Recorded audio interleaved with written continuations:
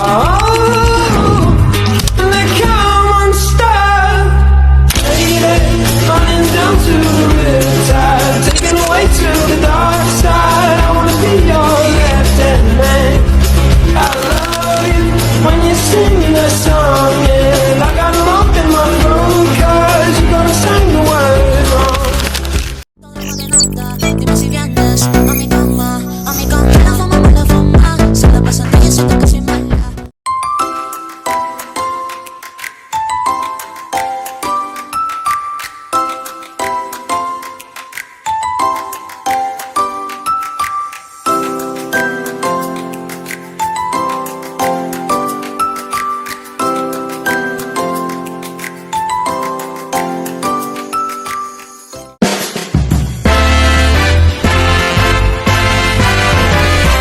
Pada video kali ini, saya akan menjelaskan bagaimana Microsoft Excel dapat digunakan untuk membantu pekerjaan di bidang akuntansi.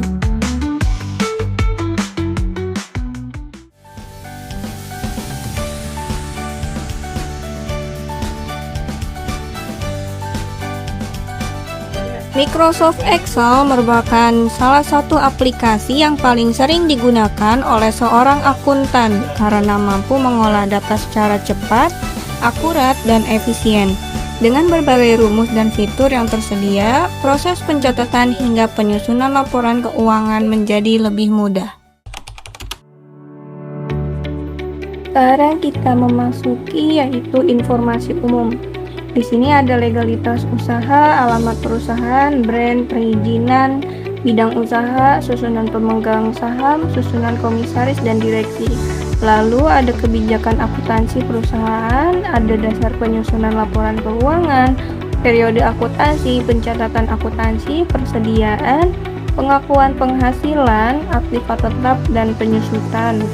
Lalu ada pula transaksi dan saldo dalam mata uang asing. Jadi, perusahaan kami yaitu PT Dora Sukses Indonesia memiliki brand yaitu JT Indonesia. Kami mengambil store ini yang di store Mall Margo City, yaitu alamat perusahaannya di Sentro Margo City, Jalan Margonda, nomor 358 Kemiri Muka, Kecamatan Beji, Kota Depok, Jawa Barat. Di sini juga sudah memiliki NPWP, izin NIB, izin lainnya pun ada, dan memiliki email dan nomor telepon sebagai berikut. Usaha yang dijalankan oleh JT Indonesia ini yaitu perdagangan aksesoris, di mana susunan pemegang sahamnya yaitu 100% dimiliki oleh Pak Joni Theodoran, yaitu senilai 5 miliar. Dan di sini kita menggunakan periode akuntansinya itu tahunan, yaitu dari 1 Januari sampai 30 Desember 2025. Dan kita untuk penilaian persediaan barang dagangnya yaitu menggunakan metode perpetual FIFO. Dan untuk penyusutan kita menggunakan metode garis lurus yaitu straight line method. Dan di sini pun kita memiliki aset tetap yaitu berupa peralatan toko dan perlengkapan operasional. Kita tidak memiliki tanah karena kita sewa ruko di Mall Margo City.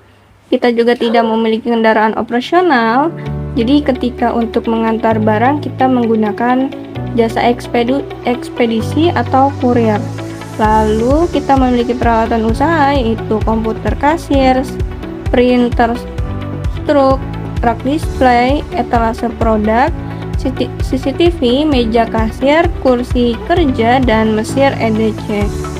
Mesin-mesinnya yaitu scanner barcode dan printer label produk. Masuk ke bagian kode. Jadi PT Dora Sukses Indonesia memiliki 6 pelanggan. Yang pertama adalah pelanggan umum, lalu PT Global Teknologi, CV Maju Jaya, PT Sinar Mentari, Toko Elektronik Berkah, dan Delta Logistik. Dan di sini pula ada suppliernya. Yang pertama adalah PT Inti Distribusi Nasional, CV Sumber Makmur Perkasa, PT Global Sarana Komponen, dan juga PT Logistik Nusantara. Dan PT Doran Sukses, setiap store-nya memiliki kisaran karyawan yaitu 4 orang. Yang pertama ada Kak Teddy Pratama, Kristiani Bersinaga, Rini Rasmawati, Restu Darmawan. Lalu PT Doran Sukses Indonesia memiliki beberapa barang yaitu OWS JT Openwave, Smartwatch JTFR 13, dan speaker JTSM 6 4-in-1. Oke, di sini ada beberapa transaksi dan adjustment yang telah kami susun. Di sini ada beberapa ya teman-teman, bisa kita lihat di sini untuk kita masukkan ke dalam pencatatan jurnal umum nanti. Untuk melakukan pencatatan siklus akuntansi, jelas kita perlu yaitu daftar rekening awal ya teman-teman. Jadi ini trial balance di akhir November untuk bulan Desember. Jadi keseluruhan dari proses transaksi selama dari Januari sampai bulan November. Jadi kita bisa lihat ya di sini nominalnya harus sama terlebih dahulu.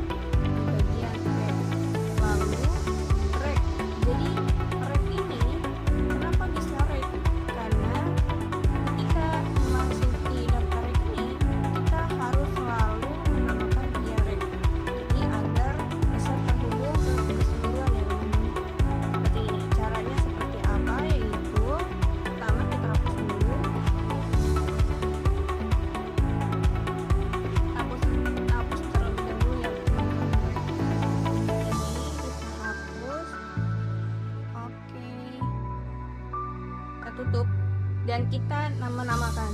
Bisa ada beberapa cara ya teman-teman. Ini cara yang paling simpel, yaitu ketika sudah kita blok semua, kita namakan di sini yaitu rek. Jadi ini sudah bisa kita gunakan ya teman-teman. Jadi kita contohkan misal akun kas.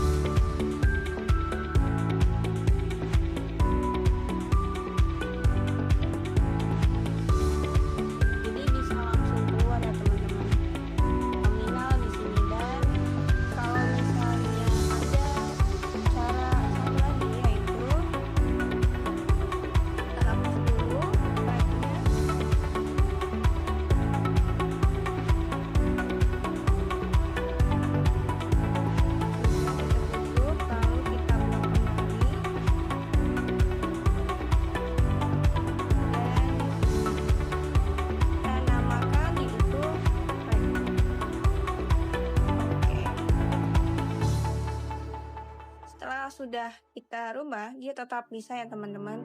Dan agar bisa terisi keseluruhan, kita copy semua nomor akun di bagian daftar rekening. Kita copy dan kita masukkan ke dalam jurnal umum. Jadi untuk kolom debit dan kredit sama ya teman-teman, hanya dibedakan dari angka belakangnya ini. Bagian rekening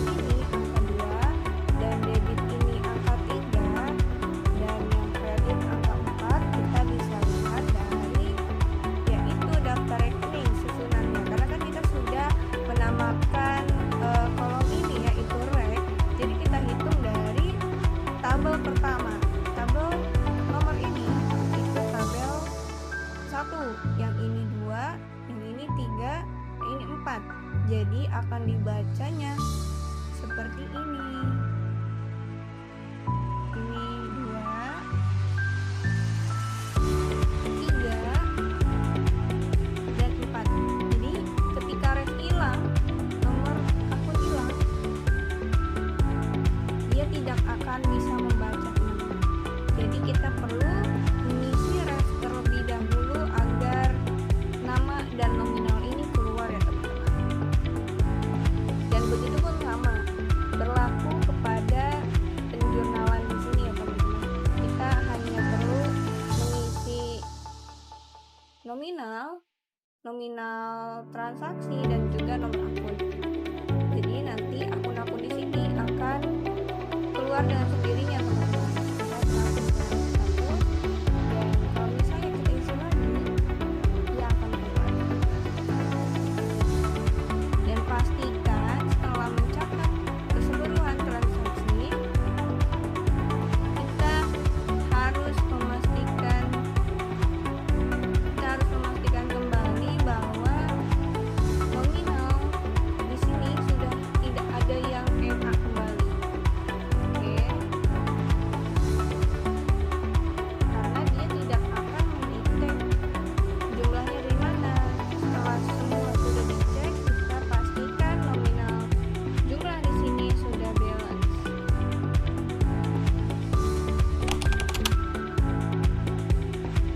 Lalu kita memasuki bagian jurnal penyesuaian. Jurnal penyesuaian pencatatannya sama dengan jurnal umum.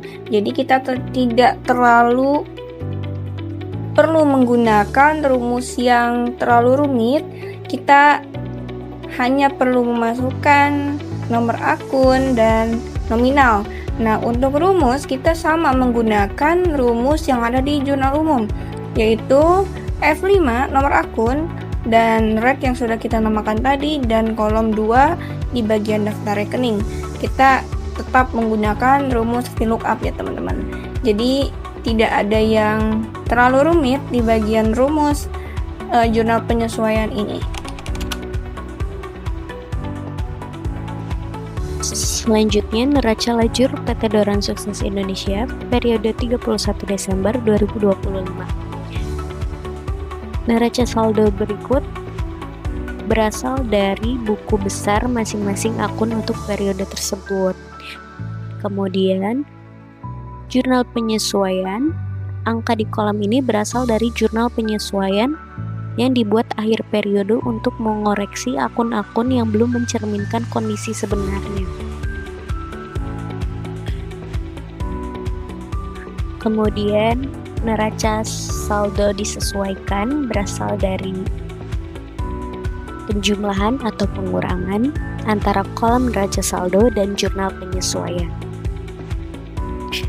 Dan rugi laba adalah kolom akun 4, 5, 6, 8, dan 9 dipindahkan pada kolom laba rugi, seperti penjualan OWS JT Open Wave dengan nominal Rp4.354.335.000. Dan sebaliknya, pada akun neraca ialah dengan akun 1 sampai 3.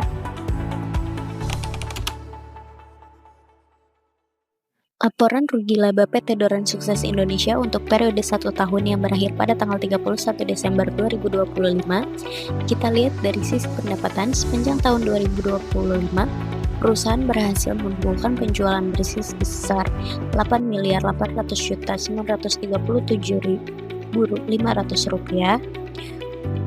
Total pendapatan ini dikontribusikan oleh 3 lini produk utama dengan penjualan OWS JT Open Wave terbesar Rp4.654.335.000. Untuk menghasilkan penjualan tersebut, beban pokok dikeluarkan atau harga pokok penjualan dengan nominal Rp6.549.125.000. Dengan mengurangkan penjualan bersih terhadap HPP menggunakan formula Excel, PT Doran Sukses Indonesia menghasilkan laba kotor sebesar Rp2.251.812.500. Selanjutnya adalah komponen pengurangan beban usaha operasional maupun non-operasional dengan total jumlah sebesar Rp630.261.896 dan menghasilkan laba senilai Rp1.921.550.604.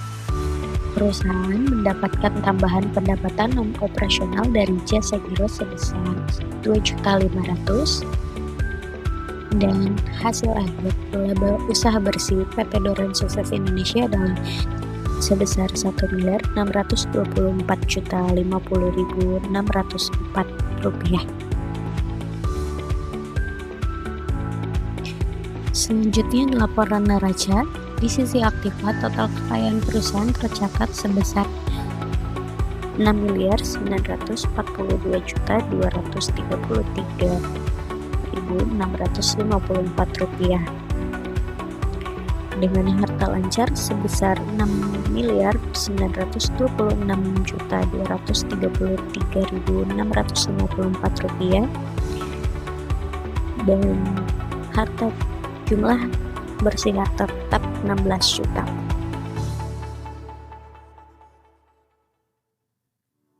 Kemudian di sisi pasifa, total utang Rp50.383.050 serta total modal atau ekuitas sebesar Rp6.891.850.604.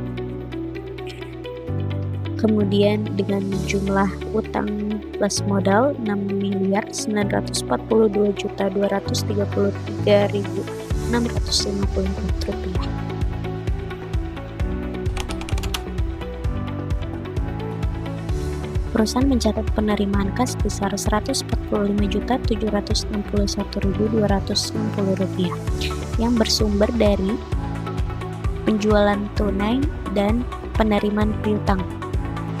Kemudian uang kas tersebut keluar untuk membiayai operasional seperti pembayaran gaji, listrik, iklan, sewa, serta pembelian barang dagang dari pemasok subtotal Rp35.140.300. Selain itu, ada pengeluaran kas untuk membayar utang kepada PT Inti Distribusi Nasional sebesar Rp44 juta serta pembayaran pajak sebesar Rp22.903.364. Sehingga arus kas bersih dari aktivitas operasional adalah Rp83.717.596. Komponen kedua adalah arus kas dari aktivitas investasi. Pada periode ini terdapat arus kas keluar untuk pembelian perlengkapan display sebesar Rp2.500.000. Kita mencatat adanya arus kas masuk dari penambahan modal saham sebesar Rp10 juta serta pendapatan jasa giro sebesar Rp2.500.000. Total arus kas bersih dari aktivitas pendanaan sehingga senilai Rp12.500.000.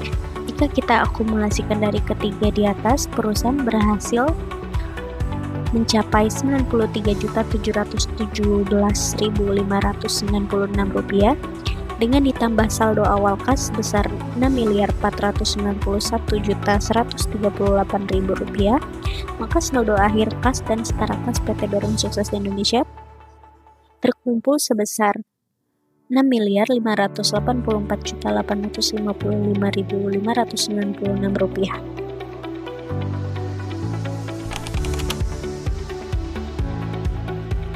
Selanjutnya adalah neraca saldo setelah penutup PT Doran Sukses Indonesia. Nominal dan akun yang ada di dalam neraca saldo setelah penutup adalah akun kepala 1 sampai 3 pada neraca lajur yang laba tahun berjalan didapatkan dari si telajur pada laba usaha PT Doran Sukses Indonesia dengan nominal Rp1.624.050.604.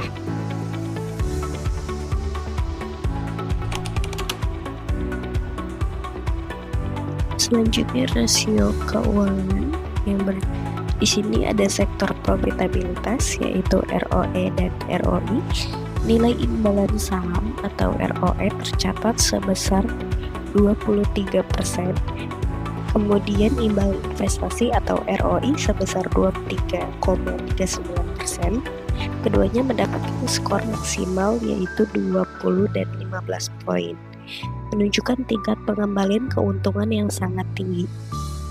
Kemudian sektor likuiditas, cash and current ratio. Rasio kas kita berada di angka 13.069,6% dan rasio lancar sebesar 13.747,2%. Nilai tinggi ini karena kas bank yang sangat melimpah untuk menjamin utang jangka pendek. Selanjutnya sektor aktivitas, collection period sangat cepat yaitu hanya 3,85 hari dan perputaran persediaan barang dagang hanya memakan waktu 9,97 hari. Ini menandakan manajemen operasional harian berjalan sangat produktif.